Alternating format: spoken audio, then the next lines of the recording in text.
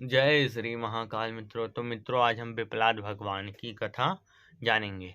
तो मित्रों, पिपलाद भगवान के विषय में हम जानें इससे पहले आप हमारे चैनल को कर दीजिए लाइक, सब्सक्राइब एंड शेयर। तो चलिए अब हम वीडियो चालू करते हैं ज़्यादा समय ना गंवाते हुए।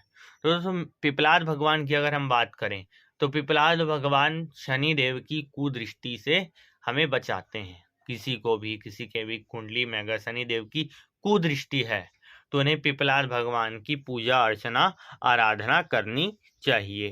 पिपलाद भगवान की पूजा अर्चना आराधना से ही जो है शनिदेव की कुदृष्टि समाप्त हो जाती है। और दोस्तों, इस विषय में हम और डीपली जानेंगे इस कथा के माध्यम। दोस्तों, कथा कुछ इस प्रकार है कि पिपलाद भगवान के जन्म के समय ही उनके माता पिता की मृत्यु हो गई थी। उनके माता पिता की मृत्यु हो गई। वो शिव अंश थे, शिव शंकर भगवान के अंशावतार थे। उनका पालन पोषण पीपल के पेड़ के नीचे हुआ। पीपल के पेड़ के नीचे होने की वजह से उनका नाम पिपलाद पड़ा। आगे चल के समय हुआ, मतलब समय बीता और वो बड़े हुए। उनको अपने माता पिता के विषय में पता नहीं था। बहुत पता करने पर पता शिवांश थे। उन्होंने पता किया, अपने तपस्या की और जप किया, तप किया। नारद जी से उन्हें पता चला कि उनके माता पिता की मृत्यु शनिदेव की कुदृष्टि के कारण हुई है। उनको बहुत क्रोध आया, बहुत अत्यधिक क्रोध उनको पिपलाद भगवान को आया।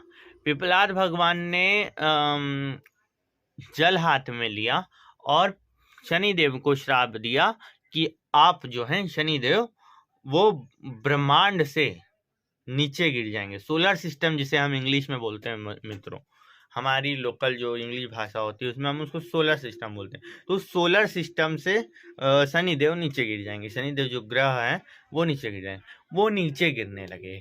अब हुआ ये कि सारे जो देवता थे वो आए पिपलाद भगवान के पास, माफ़ी मांगी उनसे और कहा कि हे पिपलाद भगवान, माफ़ कर दीजिए, दया कीजिए, कृपा कीजिए, हे करुणा निधान भगवान, कृपा कीजिए। ऐसे करके उन्होंने उनसे माफ़ी मांगी।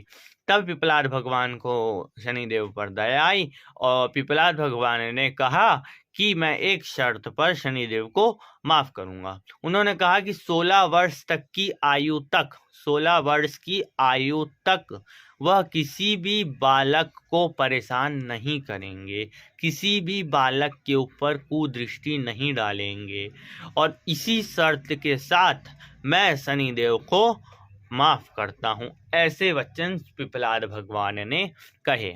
और तो मित्रों, आपसे विनती करूंगा कि आप इस चैनल को कर दीजिए लाइक, सब्सक्राइब एंड शेयर। दोस्तों, ये थी पिपलाद भगवान की कथा।